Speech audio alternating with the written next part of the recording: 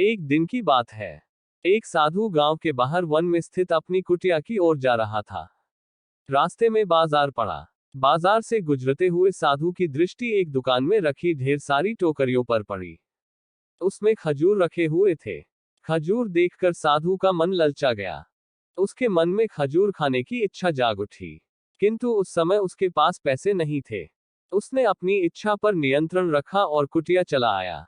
कुटिया पहुंचने के बाद भी खजूर का विचार साधु के मन से नहीं निकल पाया। वह उसी के बारे में ही सोचता रहा। रात में वह ठीक से सो भी नहीं पाया। अगली सुबह जब वह जागा तो खजूर खाने की अपनी इच्छा की पूर्ति के लिए पैसे की व्यवस्था करने के बारे में सोचने लगा।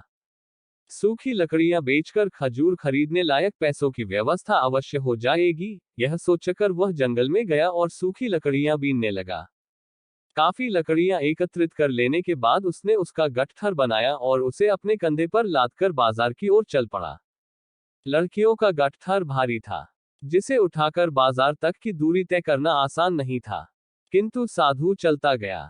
थोड़ी देर में उसके कंधे में दर्द होने लगा, इसलिए विश्राम करने वह एक स्थान पर रुक गया। थोड़ी देर विश्राम कर वह पुनः लकड़ियां उठाकर चलने लगा। इसी तरह रुक रुक कर किसी तरह वह लकड़ियों के गट्ठर के साथ बाजार पहुंचा। बाजार में उसने सारी लकड़ियां बेच दी। अब उसके पास इतने पैसे इकट्ठे हो गए जिससे वह खजूर खरीद सके।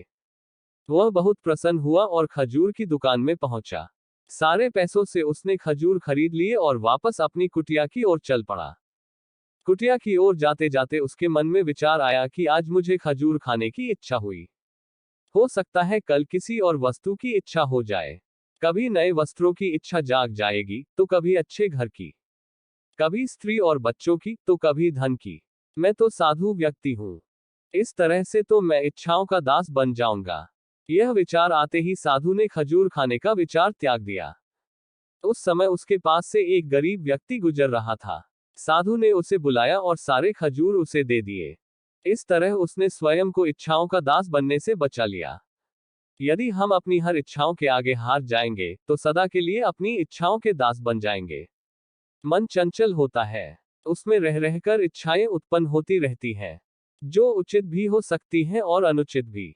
ऐसे में इच्छाओं पर नियंत्रण रखना आवश्यक है। सोच विचार कर इच्छाओं के आंकलन के उपरांत ही उनकी पूर्ति के लिए कदम बढ़ाना चाहिए। तभी जीवन में सफलता प्राप्त होगी। हमें इच्छाओं का दास नहीं बनाना है, बल्कि इच्छाओं को अपना दास बनाना है। दोस्तों, अगर आपको ये वीडियो अच्छा लगा तो लाइक करें, शेयर करें और चैनल को सब्सक्राइब करें। धन्यवाद।